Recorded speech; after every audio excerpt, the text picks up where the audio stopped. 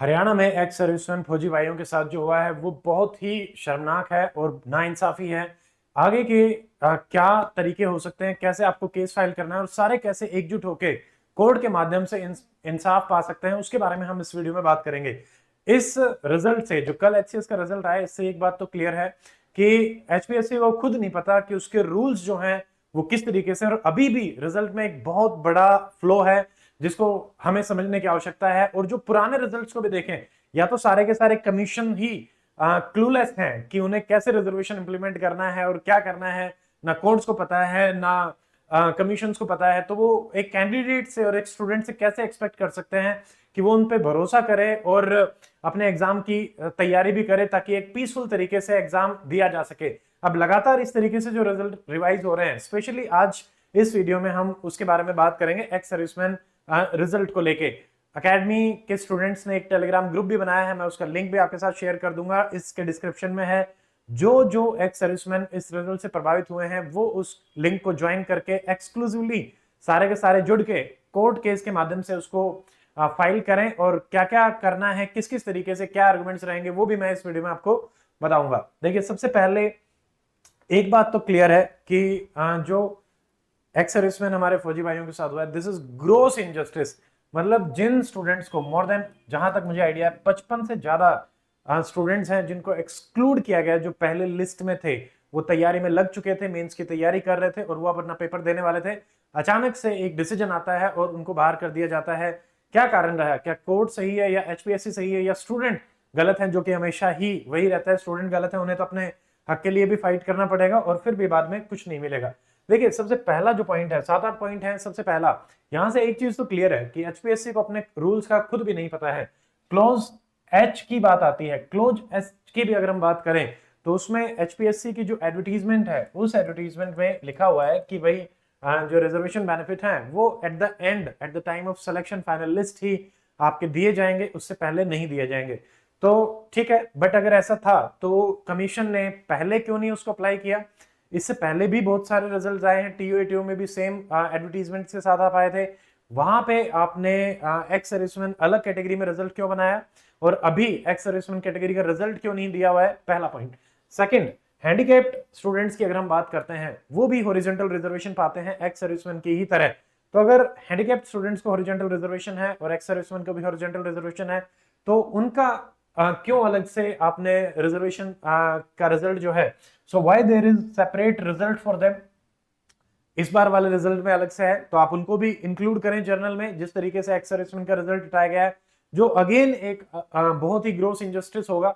But अगर हम rules की ही बात करें, मतलब if you are talking about कि आपको जाना ही लेटर ऑफ द लॉ से है, तो लेटर ऑफ लॉ में सिर्फ एक ही कैटेगरी क्यों सफर करे? फिर तो सबके लिए सेम ही लगना चाहिए।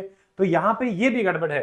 थर्ड, अगर हम बात करते हैं, 25 मई को खुद जो पॉलिसी आई है चीफ सेक्रेटरी की तरफ से, तो वो कॉन्ट्राडिक्टरी करती है। पॉलिसी में एक्स सर्विसमैन को लेकर जो बताया गया है कि आपको जो रिजर्वेशन बेनिफिट्स देने हैं वो तो शुरू से ही देने हैं, प्री मेंस इंटरव्यू हर तरीके से आप देते आएंगे, तो वो कॉन्ट्राडिक्टरी होता है आपके एडवर्टीजमेंट के साथ। तो ये 3 पॉइंट हो गए हैं। चौथा देखो, वुमेन रिजर्वेशन, आप किसी भी स्टेट पीसीएस में देखिए, आरएस में देखिए, जीपीएससी में देखिए, जहां जहां वुमेन रिजर्वेशन होता है, वुमेन रिजर्वेशन भी एक हॉरिजॉन्टल रिजर्वेशन जो है वो माना जाता है। बट फिर भी क्यों उसकी सेपरेट कट ऑफ निकलती है, सेपरेट मेरिट निकलती है?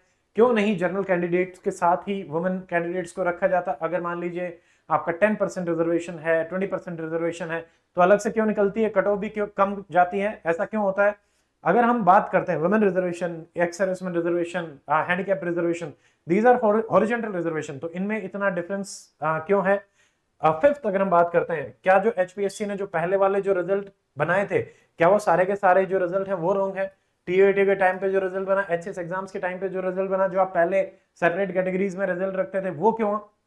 तो अगर वो गलत है तो ये सही है या गलत, ये समझना पड़ेगा। तो क्या तो आप उस तरीके से चलें, या तो फिर सारे पुराने रिजल्ट्स को भी रिवाइज करो रेट्रोस्पेक्टिवली, क्योंकि इनजस्टिस तो उन स्टूडेंट के साथ भी हुआ होगा जो उस कैटेगरी में आ सकते थे। हो सकता है वो जर्नल का कोई कैंडिडेट हो, अगर आप इस रूल से चलते हैं तो उसको वो सीट मिलनी चाहिए थी। वहां पे हो सकता है कि एक्स सर्विसमैन और हैंडीकैप स्टूडेंट्स ही नहीं आते। तो सारा का सारा सिस्टम ही फ्लॉड है, समझ से बाहर है। नाउ थर्ड बात, सिक्स जो पॉइंट आता है, that is letter of the law और the spirit of the law. आप completely letter of the law में चल रहे हैं, but what was the purpose of making that particular law कि हम सोसाइटी में कुछ सेक्शंस को इंक्लूड कर पाए, बट वो तो पर्पज फुलफिल होता हुआ नहीं दिख रहा। आप भले ही कितने परसेंट रिजर्वेशन दे दीजिए, बट अगर आपको कैंडिडेट ही नहीं मिलेंगे तो आप कैसे उसको अप्लाई कर पाएंगे। इसीलिए हमें उस रिजर्वेशन को दूसरे तरीके से देखना होता है, या तो फिर आप कम से कम भले ही आप अप्लाई करें लास्ट में जाके, बट आप शुरू में जब, क्योंकि आपने मिनिमम क्राइटेरिया भी तो सेट कर रखा है, वो तो सबके लिए सेम है मेंस में, तो आप जो कैंडिडेचर रख रहे हैं प्री में मेंस में, तो वहां तो सबको अपॉर्चुनिटी मिलनी चाहिए फाइट करने की। फाइनल लिस्ट में जब आप दे रहे हैं तब आप सिर्फ और सिर्फ जनरल कैटेगरी के हिसाब से रखिए। 7th, this is a classical case of complex nature of the laws. हर दिन एक नया कानून, हर दिन एक नया जजमेंट, और हर दिन रिजल्ट का रिवाइज होना multiple times. So what is happening, nobody nose, ठीक है।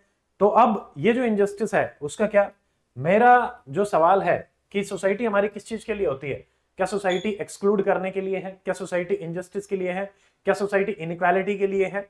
अगर हम एक्स सर्विसमैन को we are not giving the benefit और उनको जर्नल के बराबर ट्रीट कर रहे हैं कि भाई आप तो जर्नल में ही आइए, तो फिर वो रिजर्वेशन किस टाइप का? उन्होंने जो इतने साल सर्विस करी, पढ़ाई नहीं कर पाते, अपॉर्चुनिटीज नहीं मिलती, तभी तो वो बेनिफिट उनको दिया जाता है, और उनको फाइट करने की भी हम इक्वल अपॉर्चुनिटी नहीं दे रहे। या फिर जब आपने जो लॉ बनाया था वो क्या सोच के बनाया था?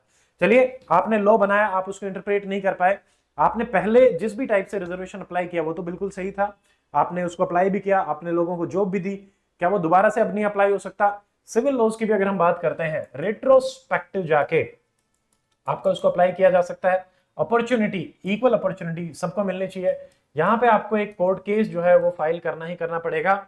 एचपीएससी डायरेक्टली आपको कुछ भी रिलीफ नहीं देने वाला, क्योंकि उनकी समझ से बाहर है कि भाई किस तरीके से चीजें जो है वो चलनी है। नाउ सेकंड थिंग, अगर हम बात करते हैं कोर्ट केस की, तो कोर्ट में भी जजेस पे डिपेंड करेगा कि वो आपके केस को किस तरीके से लेते हैं। Then again this is a जज सेंट्रिक, तो आपको इस तरीके से समझना पड़ेगा कि जो आपके वकील हैं, तो एकेडमी के भी काफी स्टूडेंट्स हैं जो इससे प्रभावित हुए, तो वो सारे के सारे स्टूडेंट मिलकर एक ग्रुप बना रहे हैं। अगर आप एक साथ जाएंगे, एकता के साथ जाएंगे, तो डेफिनेटली आपकी बात में और भी ज्यादा दम होगा और आप बहुत अच्छी तरीके से उसको मॉरली प्रेशर के साथ रख पाएंगे, जो कि आपको करना भी चाहिए। Now coming to this, court case के लिए टेलीग्राम ग्रुप है जिसका लिंक डिस्क्रिप्शन में है। उसमें सिर्फ और सिर्फ जो एक्स सर्विसमैन प्रभावित हुए हैं इस पर्टिकुलर रिजल्ट से, मेरी रिक्वेस्ट है आप सिर्फ वही स्टूडेंट उसको ज्वाइन करें, ताकि उनके साथ कोऑर्डिनेट करके आप कलेक्टिवली एक केस फाइल कर सकें। आप पे ऊपर फाइनेंशियल बर्डन भी कम रहेगा और एक कलेक्टिव वॉइस भी जाएगी। और यहां से आपको इंटरिम रिलीफ लेना है, आप शेड्यूल जो क्लोज एच है उसको नलिफाई करवाने के लिए केस को फाइल कर सकते हैं। This is the number 1 thing.